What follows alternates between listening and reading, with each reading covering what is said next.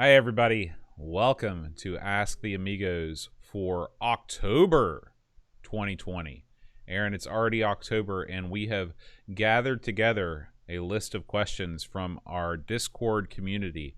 They have questions. We may have the answers. Let them fly, bud. I'm ready. We start things off with Simulin. Simulin asks, do you have any views on Bill Gates, controversial or otherwise? He's been a real baddie in the past, but is his charity work making up for it? Well, I'll go first on this one, Boat. I've never been a big fan of the Gatester just because listen, his charity work's off the charts, but he had to make that money to give it away. You know what I mean? Mm-hmm. And Windows has done a lot of crummy crap over the years. Microsoft, they've been screwing people over since the DOS days, and they kept the ball rolling, Boat, all the way up to the big money. So while his incredible charity is appreciated, and I will say that did buy him a lot of love for me. I'll be honest with you. You can't forget what the things he did to get that money, and he did some pretty shady stuff, and he left a lot of companies off the side of the road, Boatster, in my opinion. What do you think? Yeah, I've never really had anything against anybody in the computer industry. You know, lots of people hate Steve Jobs. Lots of people hate Bill Gates. I view these guys as shrewd businessmen that did what they had to do to get ahead. And in the real world of business, that's what you do. If you don't do it, somebody's going to screw you. Now, Bill Gates' charity work, I mean, it's great, you know, but if I had $85 billion, it would be super easy for me to give away $84 billion. Yeah, you know, that's the thing. Because you're still left with more money than you could ever possibly use in 16 lifetimes. Right. So, I mean, I admire the guy for giving away a bunch of money and not just leaving it to his family trust or whatever. But he's, you know, I'm not going to rank him up there with Mother Teresa. No, and a lot of that money came off the.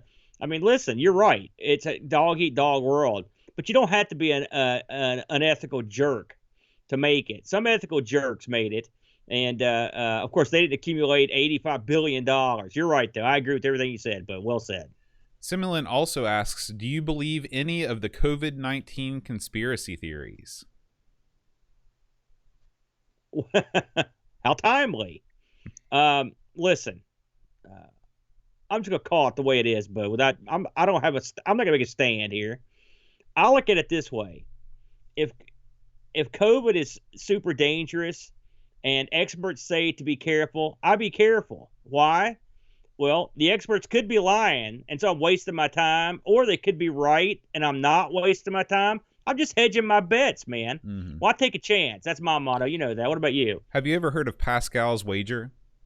I don't know. I have not. Okay. Well, you know Pascal. He's the guy from the computer language, but he was also mathematician, philosopher.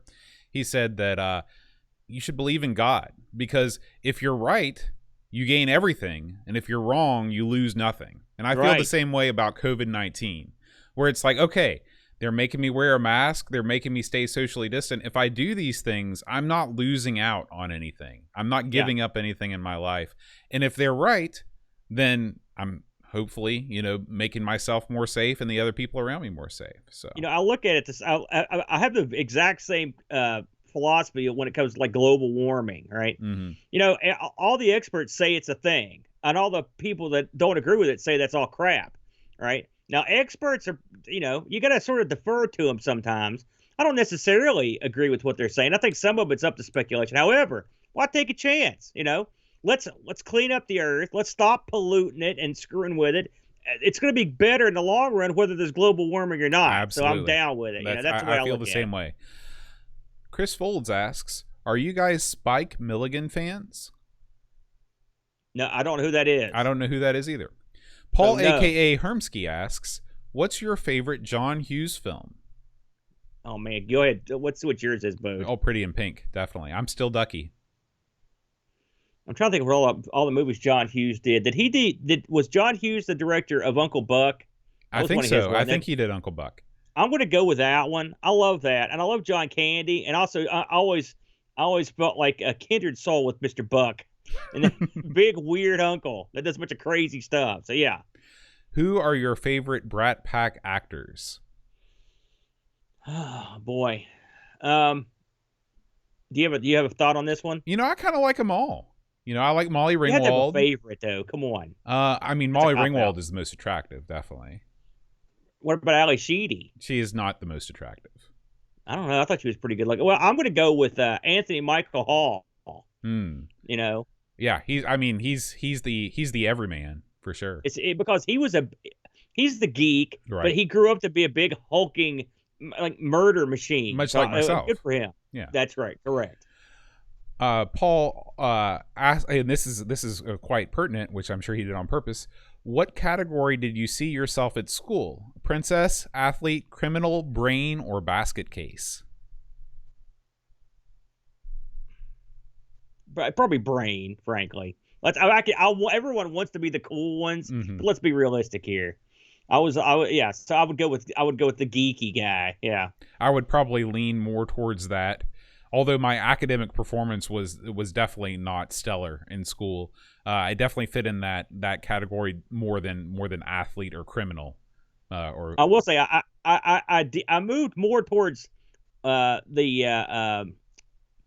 moved less geeky as it went on. Let's put it that way. Like, I remember what happens to the geek at Breakfast Club, like where it gets duct taped. That would never happen to me. Yeah, that would not happen. So I wasn't that bad. Yeah. I mean, I don't know how it is where you live, Paul, but in the States, if you're in the band, you're sort of in a separate class. You're one of the band It's not kids. a good class either. Yeah, it's but I mean, it's a different class of all those other people, because you mostly hang out with band people, and to this day, most of my friends were in the band, and so I look at hatred of the band.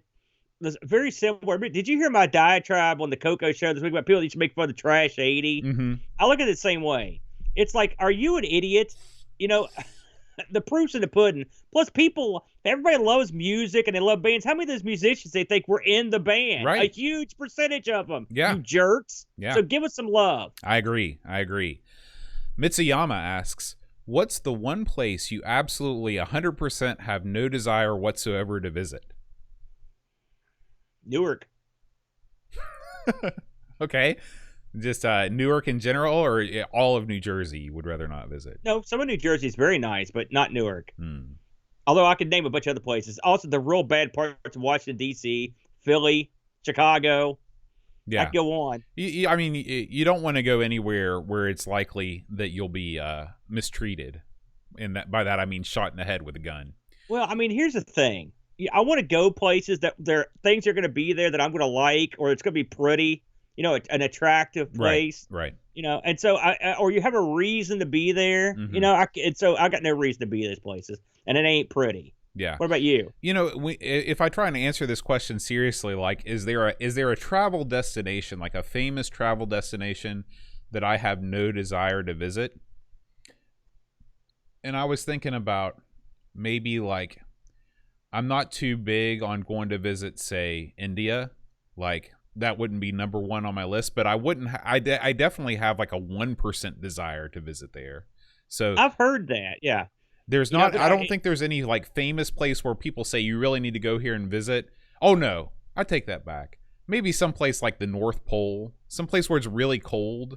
I don't want to go there. I will say this, and I'm going to backtrack here, Bode. Even Newark, or every place is. A lot of places get a bad rep. All right, we live in West Virginia. All right, so we know how that goes. You can't judge a book by its cover. I've heard I've heard wrestlers, musicians, athletes, all of them talk about how much they don't like going to India. But I'm sure there are tons and tons of awesome places in India. Just like there are probably some really cool shops in Newark.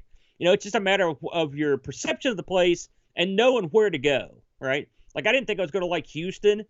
But once I got there, it wasn't great, but there were parts of it that were quite nice. So, I think that's like everywhere. There's no matter where you go, you can always find some place that is halfway decent, and then you can find some place that's like, get me out of here. Correct. So we're going to move on to our next question. Our next question comes from Ricky DeRocher. He says, is there a game that you used to absolutely hate, but after trying it again, you found out you actually like it? What do you got? boy. Most of the time when I hate a game, I don't come back around on it. There can be games that like I play for a while and I'm like, this isn't really doing it for me. And then I put it away and then I take it back out and I'm like, oh yeah, okay, I see. Like I'm in a different mental space now and it's doing it for me. But you know, games that like a game like Ballistics, for example, like, you know, I'm pretty confident that I will not be coming back to that at some point being like, boy, I really missed the hidden depth in this game. Yeah. You don't have anything that comes to mind? Oh, I do. I've got a couple, yeah. Go ahead, man. Maybe I'll think of one. Okay, right off the top of my head, Dragster comes to mind. This game, I remember having this as a kid and being like, what is this crap for the Atari 2600? And like, it's a game where you have to, it doesn't make any sense to be fun. It just is. And the more you play it, the more you want to play it again. It's a game that I love. And another game that comes to mind is when we covered Manic Miner. Man, when we started out playing that game, I had touched base with it before, and I hated that game. It was so freaking hard. It was impossible. You had no chance. But something clicked in me as we were playing that, and it took me back to a place that I'd forgotten I'd been. And I got into it, man. Mm-hmm. It's a game that I turned a corner on in a big way because I got in the right mental space to play it. You know, maybe I could say that about Elite 2 a little bit because Elite 2 was such a disaster. You remember my live stream and my first time playing Elite 2. Yeah. And I just couldn't do anything. And I felt super frustrated. And then I came back to it, and it's one of my favorite Amiga games of all time. So maybe that's probably it. Yeah. All right. Next up. Sorry. Let's see. We come to Simon Rose FX. Where do you see the Amigos Phenomenon going in, say, 5 years? We're a phenomenon. Listen, man, you always wanted to be famous. You're world famous now. We're a phenomenon, Boat. I got 5 years. How many episodes have we done to this thing? Well, 5 years would still put us, you know, like 5 years ago, we'd already started the show. Or no, I mean, I'm saying how many episodes have we done today? Oh, so it'd be like 500, episode 500. No, but how many have we done right now? Like 280 something. Okay, that's right. So we did 280 episodes. So you're talking we'd be go up to 500 episodes. That would be astounding. If we're still doing this on 5 years, I would be okay. You're misreading the question. Okay, please reread it. Okay, maybe where do you see the Amigos Phenomenon going? Yeah. Okay, he didn't ask. Do you think you're still going to be doing the show in 5 years? Pretend like we're doing the show in 5 years, and then go from there. Well, that's that. See, I didn't misread the question. I'm trying to consider what that would be like. Listen, I don't see much changing. I mean, I think at this point, let me put it this way. I can only speak for myself. This is as good as I can do. I have reached. This is the high water mark. You're seeing it right now. So if you're lingering around waiting for the Amigos Phenomenon to skyrocket to prominence or even mediocrity, it ain't gonna happen from this end. Now we've got. I think our audio is as good as it could be. The videos coming along. But in terms of actually our ability to do better, like me personally, now Boat's unlimited potential. This is it. I mean, I've hit the top. So more of the same, I guess, is what for the Amigos Phenomenon. What do you think, Boat? I totally disagree. You know, ever since the beginning, I've looked at this show, this enterprise, the Amigos Enterprise LLC, as a tiered fortress of awesome. Okay. Oh yeah. Wow, you didn't inform me of that. And we're scaling the tiers as we go. Okay. So causing the tears. Every once in a while, you know, we reach a new plateau, and then we reach a new height, and we go on and on. The big thing that I see within the next 5 years is us getting really into doing more Amigos sponsored events in terms of things like you know, Boat Fest 2021. Going to see, you shake your head, and that hurts my heart. Boat Fest? Because Boat Fest 2021 is part of my soul. What I think, you know what you do at Boat Fest? You bring a hobby along with you, and then about 1/3 of the way into the thing, you sell everything you brought and then go get another hobby. It's almost like a big hobby swap meet. That's what Boat Fest would be. Boat Fest 2021 held in the over there by the Pizza Hut, that new hotel in West Virginia. And that's a nice hotel. Yeah, it is, and it's got a bar and it's got a conference room, and that's all you I know need. the bartender at that hotel, Boat. We're in. But I mean, obviously, it's not going to be called Boat Fest. It's going to be called AmigaCon West Virginia 2021. I think there's better chance for Boat Fest. And, I know how you are. And so anyway, doing more stuff like that, developing the community aspects of the site even more. You know, getting some more great authors to contribute to everythingamiga.com. You know, more stuff like the Patreon band, stuff like that. I love the community aspects. I feel like, you know, the gaming side of things, you know, we've sort of hit our stride, and I feel like we're able to put together something that's passable week after week. But like you said, I feel like I don't know where else we can take the show proper from here. But you know, I see unlimited potential for the growth of the Amigos community. Olaf named the con right there. That's the best thing I've seen. Hurricane. That's right. That's outstanding. We have a winner. Yeah, I agree. I will say one thing I can see happening, because it's happening now and it's great. You brought on the Pixel Gating guys. You got Flack in here. I love expanding. I love getting coverage of different stuff, like on like the network. I think that would be the way to go. Mm-hmm. And also the fact that we've got people. I like it when everyone contributes. I mean, we talked this a long time ago, and I was like, you know, but it would be awesome. I want something where everyone has a voice that can write and do stuff. And if you submit a video, you know, we put it up. I love that. I love that aspect of it. So just for a good example, Duncan Styles' video this week, it's awesome. Mm-hmm. You know, Flack's videos are awesome. I love all that stuff. We've had Gary Huckers put in videos of Brittle Barracuda. We've had tons of people. I love that. So I would love to see that aspect. Also, some more like International Computer Club type things where you get a bunch of people together and just chat and have a good time. I love that stuff. So, yeah, I can see a future in that. Yeah. It's exciting. And I'll tell you what, once this COVID thing is over and I'm able to travel around a little bit more, I plan on doing the Amigos World Tour, where I jet on over to Scandinavia, spend a couple days in Norway, a couple days in Finland, work my way down the coast to England and Ireland, and then go straight onto the continent and just meet up with Amigos people all through Europe. That is a real plan that I have for during the summer when I'm off work. So look forward to that too. Okay. Simon Rose also says, this is another question. He says, most Amiga-related interest pertains mostly towards games, which even for the designers for the Amiga were only 50% of its purpose. I would love to see more talk about productivity software, more deep paint, more 3D like Image and new tech Lightwave, or even scientific applications. NASA famously used Amigas into the 2000s. And so he says he wants to see more of that type of coverage. It's so much more interesting for him than games. Who was this, Boat? This was Simon Rose. Simon, we've actually done very little. And the problem is, let's call a spade here, but we don't know anything about that stuff. That's more of a stuff is covered by people that just are into the like deep paint. We did an interview with who was it? Who was it that we interviewed about D-Paint? But it was like the 5th or 6th or 10th. Yeah, it was like Paul Shaw from Australia, I think. So they knew way more about it than we did. But I mean, here's the thing, Simon. You're absolutely right. The Amiga does deserve to have more in-depth coverage of all of the more esoteric applications, the scientific applications and things like that. We are just not the right people to do that. Me and Aaron like to play games. We don't really get into that other stuff, and if we tried, it wouldn't be any good because we wouldn't know what we were talking about. We'd be quote unquote ham and egg in it. Now, we do have people that are friends of ours that are much more skilled and versed in those areas, and maybe one of these days, someone will strike up the idea for a show or a segment or something where they go over that stuff. That might be kind of neat. A little like an occasional show. One say.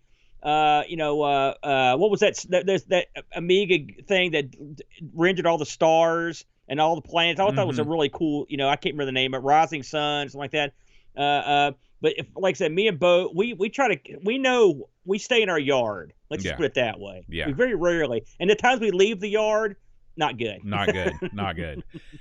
David Z asks, two-part question, both focused on getting the A1000, my A1000, up to game running speed. He says, the first question, do you think the standard composite video out of the A1000 is good enough, or should we endeavor to find RGB to composite solution to bring the max resolution to the 1702? David, I think if I went the RGB solution, I would go RGB to SCART, and then SCART to HDMI straight on till morning. Yeah, that's no problem. But your A1000 comes on. Oh, right? Yeah, it boots the drive. It's just we can get you up and running like lickety split once we get that all that stuff taken care of. Yeah, and he asks, what is the bare minimum you need to use the A1000 for your needs? CPU, RAM, etc. Really, I think that the stock, what I have, like not the stock, but I have the 512 front memory upgrade, and then I have the 2 meg sidecar expansion. Yeah, that's good enough for me to play anything. The thing disc game. Yeah, the thing that's going to be hardest for me to do is actually track down NTSC games. And that's going to be the real hassle, because it's just not an easy thing to do to find an archive of NTSC only games. So, but the hunt continues, and like I said, I'm still very interested in doing some gaming on the A1000. Oh yeah, it'll happen. Plus, I've got a whole bunch of peripherals for the 1000 over here too, if you need anything extra. Cool, man. Okay, Simulin asks, why do we need all this fancy pants tech? An Amstrad CPC can do everything a business needs and has thousands of games for home users. Do you think we should keep advancing computers, or should we not all just work within the confines of what we have or had? Surely our old computers are going to waste more than they should.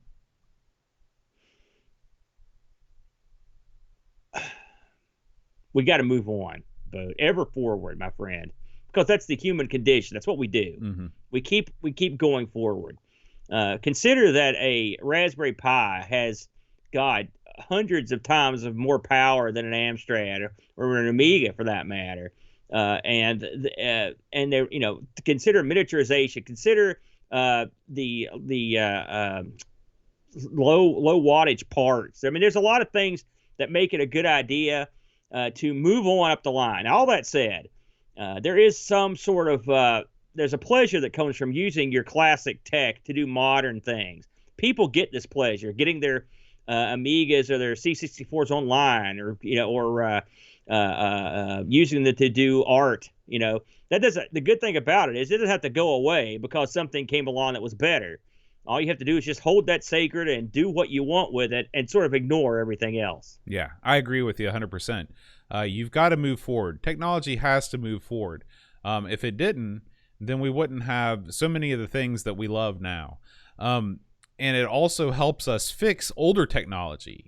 Stuff like SD storage solutions for old computers literally allow us to play games that when the floppies have all rotted away, we'll still be able to play these games on these machines. Not to mention, if you're doing any sort of practical business application on a computer, you have to have a certain amount of security that only comes with having the most up-to-date technology. But do not let go of your old computers. Don't throw them away. They all have a home, and that home is with me. Please send them to me. Hey, nothing's more secure than an Amstrad that can't get online, Bo. That's true. Those things cannot be penetrated. You got to get that 80-column card. Paul, a.k.a. Hermsky, asks, if John was asked to design the Amiga next, what would you do to bring it to the next generation? I'll tell you what I would do, Paul. This is easy. I would make it look like an Amiga 600, the ultimate compact Amiga. The 500 gets a lot of love because lots of people are nostalgic for it, but if you look at it from an objective point of view, it's just irredeemably ugly. The 600 is sleek, it's compact, it's got everything that you want and nothing you don't. You build something like the C64, the full-size C64 that just came out in the States, has been out for a while in Europe, with the full-size keyboard based on the A600 footprint. You put all the WHD games on there, and you go to 10. That's all you'd have to do. You wouldn't have to do anything else. You put an 020 in there, so you upgrade the PC or the CPU. You put enough RAM in there to make it run, whatever you need, 6 or 8 megs of RAM or whatever. And of course, obviously, if I was going to do an Amiga Next, I would do none of that. You just put some sort of a FPGA in there. You put an Amiga inside the A600. You put Tiny Launcher on it, and you market it, and you sell 1 million copies right off the bat. Now, some people would argue that the Vampire standalone is the Amiga Next sure, in some ways, and I think I can get on board with that. But I don't agree that the Amiga 500 is irredeemably ugly. I think it's fine. But the 600 has a better footprint. There's no doubt about it. It's better until you need a numpad. Then you're screwed. Yeah, well, if you're using a numpad with your Amiga, you're using your Amiga wrong, because that means you're not playing a game. No, you're doing modern stuff on it, Bo. Now, Paul actually has a question for you. What would, if you were going to make a Coco Next, what would you do? That's more of a L. Curtis Boyle question than is for me. Listen, I wouldn't make it a Coco Next, because the Coco 3 is fine the way it is. It didn't get enough love as it was. But if I was going to make a Coco 4, I would make that 6309 processor standard as opposed to being an upgrade. I would make that memory that we added to the Coco standard. I would make the output something that you can easily rent, like a VGA or an HDMI or something like that on the back. I would make the SD card standard. That's what I would do. I mean, I feel like I've got the ultimate Coco 3 here, but I had to buy all the crap for it, and you had to get the switcher and stuff. If that stuff all came with it, and the memory and the processor upgrade and stuff, you're in. This is all you need, brother. You're good to go. Mm-hmm. Yeah, I agree with you. Would you even consider FPGA and just dump in all the original hardware? Can you repeat that, But you broke up a little bit there, sir. Would you even consider FPGA? Yes. In fact, I am considering it. So, to me, that's what I do. I wouldn't worry about processor upgrades or anything like that. I just dump all of the original hardware, and I would put an FPGA in there. Because here's the thing: when people buy these machines off store shelves, they want something that's going to work 100% of the time, and you just sidestep all of the technical issues that you run into work with original hardware if you go with the FPGA solution. Well, I would not. Sorry, I didn't catch all that, but no, I would not put an FPGA in my Coco Next. It doesn't need one. This thing's solid as a rock. It's got off-the-shelf parts. The parts are replaceable. Good to go. Okay. All right. So let's see here. We're going to move on down to Lord Soup. Lord Soup says, if the 3DO had been competitively cheaper from launch, do you think it would have been a more viable console? No. Not because, let's face facts. It was aimed at the American market. They didn't have EA on board. Through all that crap with Trip Hawkins and all that crap that went down. And it was too expensive. They had an interesting licensing agreement. It didn't work. It was interesting. Don't get me wrong. And I like the 3DO to a certain degree, but at the end of the day, they didn't have the business acumen to make it work. That the licensing was no go. And also you lost one of your biggest software producers, and by the time it came down to where it was affordable, it had been passed by. So I don't see any solution to an angle to make the 3DO a profitable or successful machine, Bo. Yeah, and you know so much more about that whole scene than I do, so I cede to your knowledge there. I will say the M2, which was the successor to the 3DO, again, this thing was much ballyhooed, Bo. All the magazines covered it. It was supposed to be a big deal, but at the end of the day, it never got released. If that had been all that in a bag of chips, and they could have tried to get in there and compete against the likes of PlayStation, I mean, there's always a chance. But again, you're talking about a crowded marketplace. And if the 3DO tanked, they brought the M2 out, and people are like, hey, look, that's the guys who just tanked the 3DO. I still don't think it would have made a difference. Chris Folds asks, I still cry when I watch E.T. What's your favorite tearjerker film? I saw E.T. in the theater with my mom. Mm-hmm. I think that's the only movie just the two of us ever saw, and we both cried. It is. It's a sad film. I've never watched it again. Yeah. I watched it one time. That one gets you. Mm-hmm. Something always makes you cry. What do you think? But you got one that comes to mind? I was going to say E.T. When he almost dies. It's that still gets me. I think Edward Scissorhands is a sad film. It's sort of one of those classic bittersweet movies. Yeah. What about you? What do you got? I mean, this is a pattern answer, but I mean, man, I get broke up when I watch Schindler's List. Oh yeah, well, I mean that's a whole different sad, kind of sad.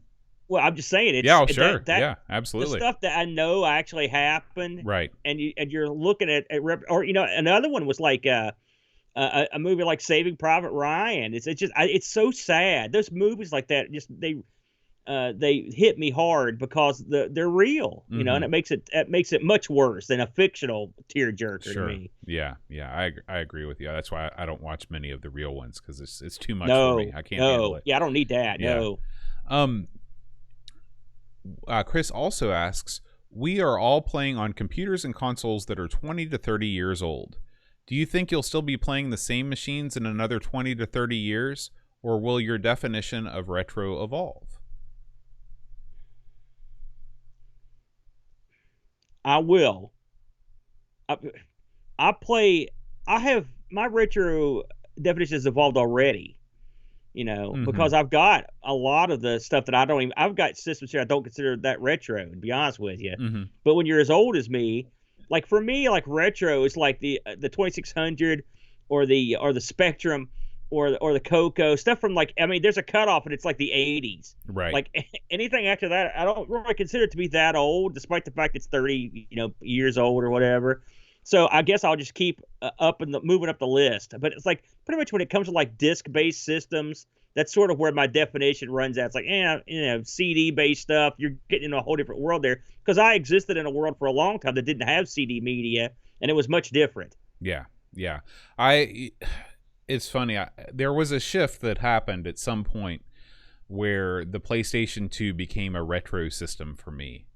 And now when I think about playing, I still think that there's a hard line though between the PS2 and, for me, it's going to be hard for me to imagine a day where the Xbox is considered a retro system because it just seems like it's still new. I guess it's because maybe the Xbox name is still, such a big force, although I guess the PlayStation name is too.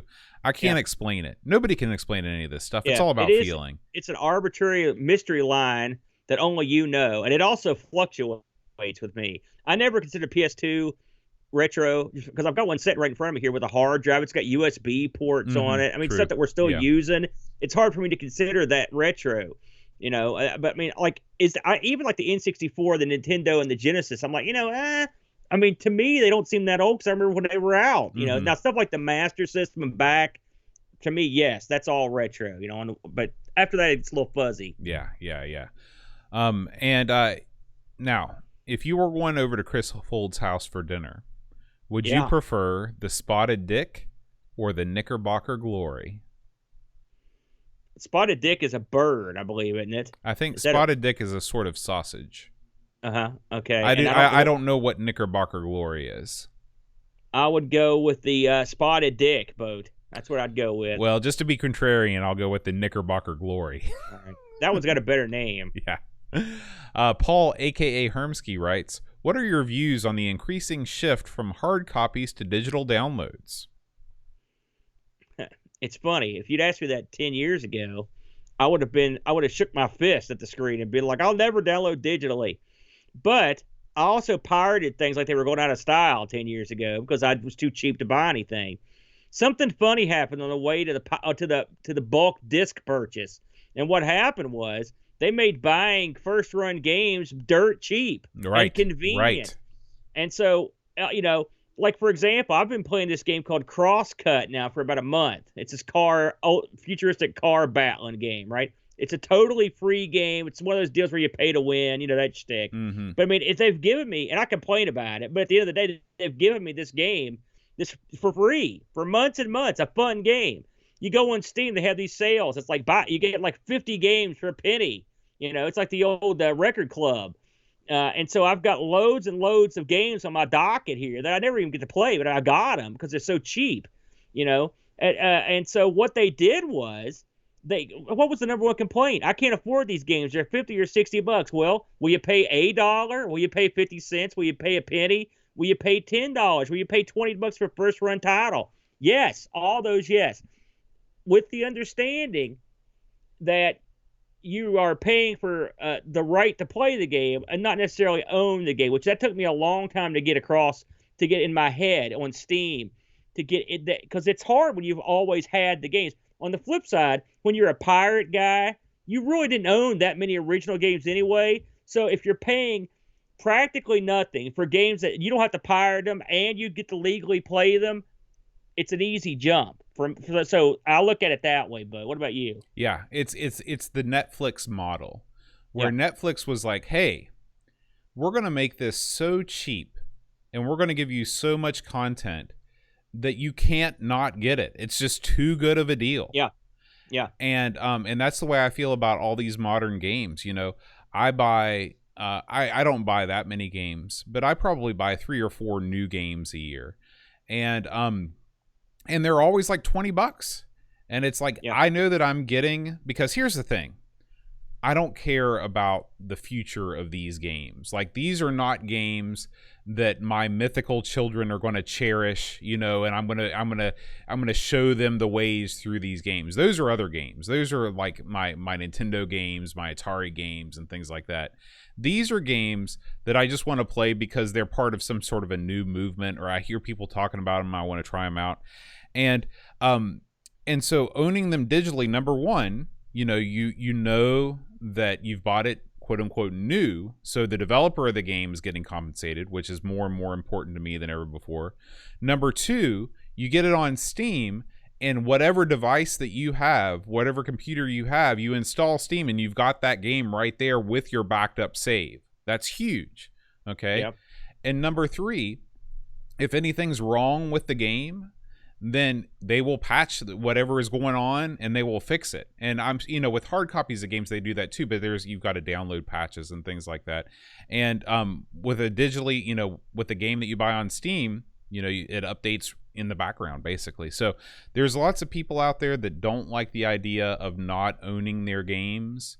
It's the same thing. There's lots of people that only buy Blu-rays, I'm somebody that recognizes that, everything is ephemeral, everything's passing away, and I'm going to enjoy the entertainment that's provided to me. And if it's not there tomorrow, then I'll look at something else. This is something, if you listen to and you should, listen to the guys who are at Pixel Gaiden.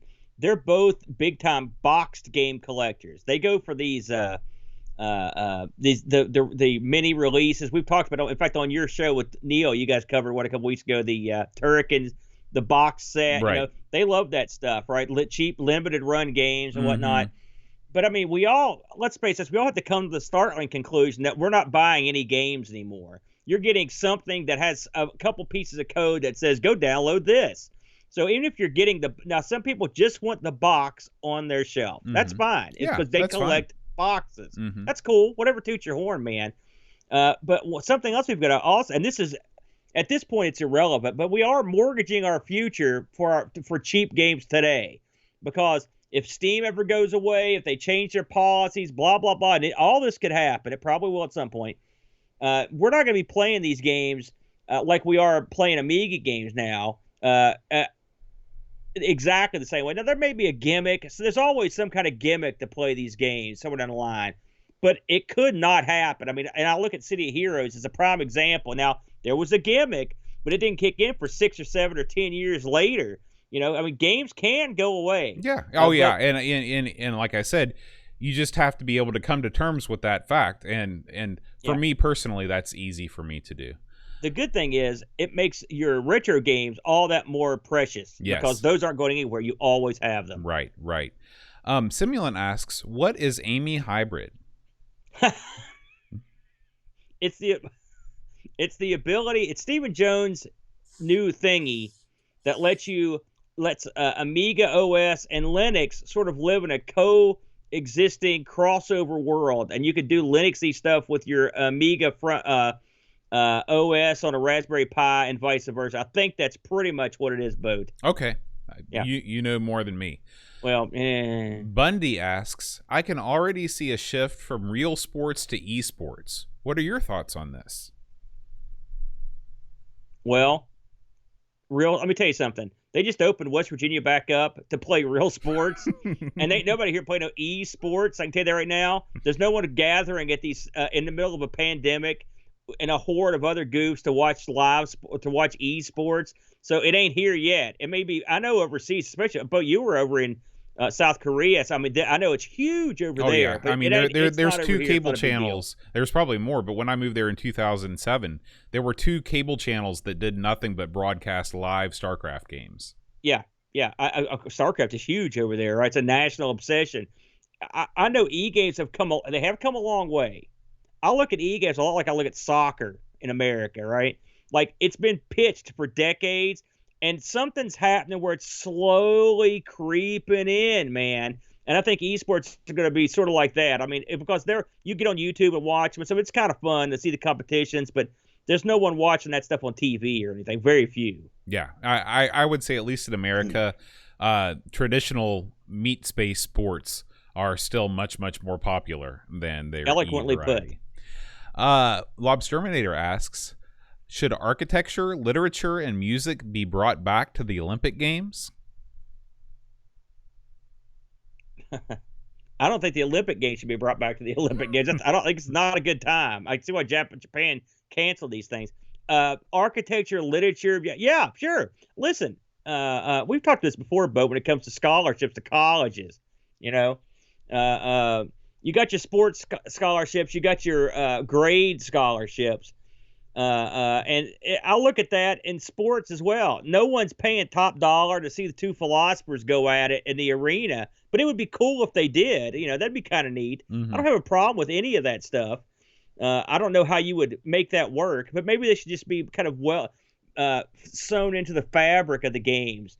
You know, you get the top talent from all over the world to show their wares on TV and make that sort of part of the games. That'd be kind of fun. Yeah, I agree with you. You know, there are so many subjectively scored events in the Olympics. You know, anything like, you know, gymnastics or anything like that where you're giving a score, there's nothing that says that you can't make, you know, anything you want into an Olympic event. And if they're trying to make it more cultural, sure, give it a shot. I'm willing for them. The Olympics is a perfect training ground, it's a fertile ground for experimentation. So I'm all about cycling different things in just to see if anything works. I suggest gong show scoring.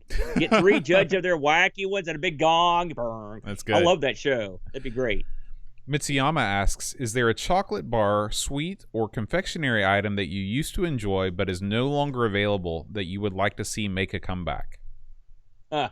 We've covered that. Something I'm trying to think. Something I can't get anymore. You want to cover that one? You got anything on that? You know, I wouldn't mind cracking open a Crystal Pepsi again just to see how it tastes. Did they re-release those a couple years ago? If they non-rave reviews. If they did, I missed it. Yeah.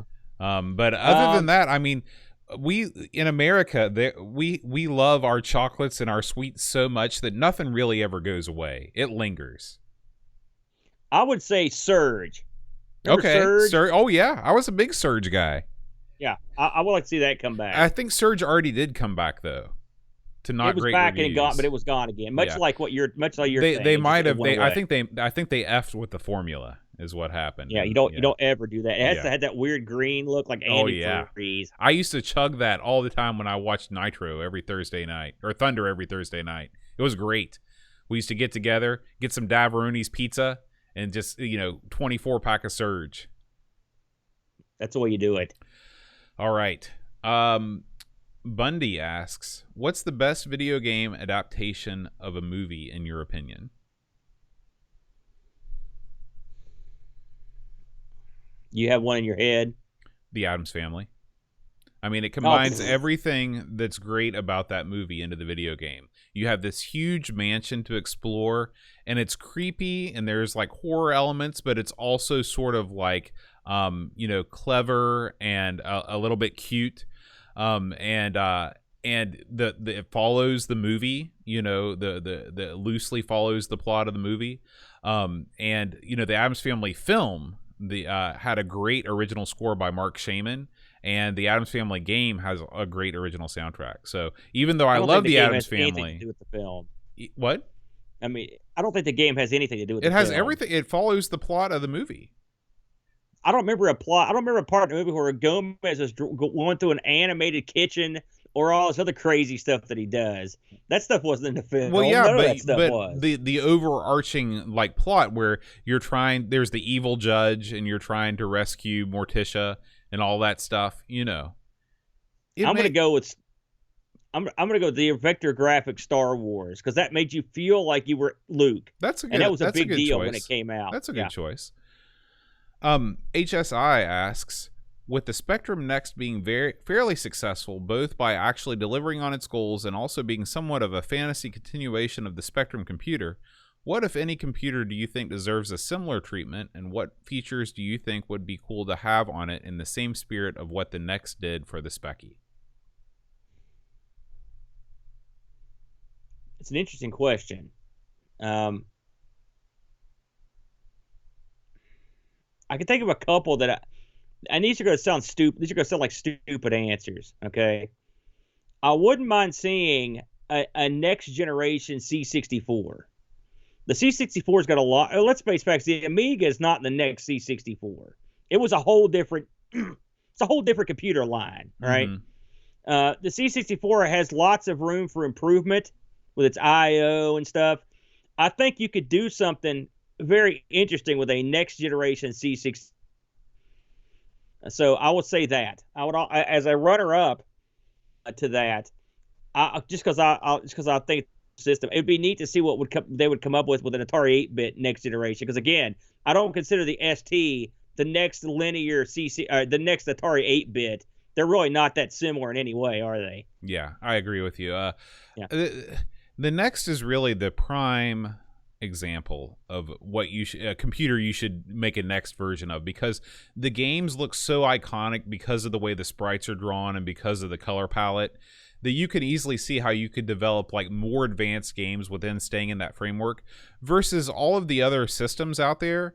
I mean, they all kind of have that same look. I think that the Coco is probably the next in line in terms of having a specific look, again, because of its limited palette. But I don't know how you would develop sort of next-gen Coco games without just making, sort of Coco 3 games. So. I like the Coco. I don't think it needs... If anything, you can just integrate it like I said earlier. Right. Pixelsatdawn asks, what's your ideal food and snack menu? I like barbecue chips. I like real buttery popcorn. When I don't have it that often, I like it. I like jelly beans, which is not a good snack food, but I like those. We both like Little Debbie's. Mm-hmm. I like those. All the stuff that's not good for you, I'll eat it. Yeah, there's most snack food I will not say no to. I'm not a big chips guy though. I've just never been a big chips guy. I like popcorn. I've never been like a big plain chocolate guy either. Like I've never been a guy that's bought a Hershey bar and ate the Hershey bar.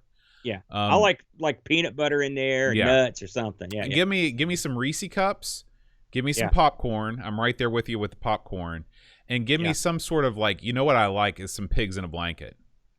Oh yeah, those are good eating. Yeah, I agree. Yeah. Simulin asks, WASD or QAOP space? WASD. Yeah, there's no question. Unless you grew up playing QAOP space. That is not natural. That is not of this earth. Yeah, that's no good. Paul, aka Hermsky, asks, how do your partners feel about your gaming and retro hobbies? I don't have one, but I don't care. My wife, as long as I confine my gaming activities and my gaming collection to the basement, she's cool with it. It sure beats me going out to the casino or doing a lot of other things, so she's all right with it. Chris Folds asks, hoverboards, flying cars, or transport tubes like in Futurama, what do you think someone should hurry up and make? Flying car. I'm going to go with the transport tube. I like the way you shoot through it like at the bank. Yeah, I feel like you could get murdered a million times. Yeah, that would also probably happen. Simulin asks, everybody, including myself, uses the phrase back in the day heavily in the retro community. Aaron, for our last question of the evening, what does this phrase mean to you? And do you, like everyone else, saying it in reference to everything past tense? I do. Unfortunately I've gotten into the point where I do say it a lot back in the day. I usually say It's back funny. in the dizzy. Yeah, yeah. What does it mean to me? It just means a long time ago or back when I was younger. It is beat. It's a beat to death phrase in the boat. Mm-hmm. Listen, I'm not a person that likes to beat something to death. I like to be original in everything I say, and so I have endeavored to not say back in the day, but occasionally I get in a wacky mood and I just throw it out there. Mm-hmm. Yeah, but I'm working on it. For me, back in the day means any time when I was happy, which was basically every time before 2020. So so I'll say back in the day pretty much whenever I please. So I'm still happy, Bo. You got to live in the world you got. You're right. So we thank all of the fine folks at Discord for all your wonderful questions. Remember, if you're a member of our Discord community, you can leave us a question in the Ask the Amigos channel in our Discord server, and we will get to it in November. Thanks as always for listening, and we will catch you guys next time. Adios.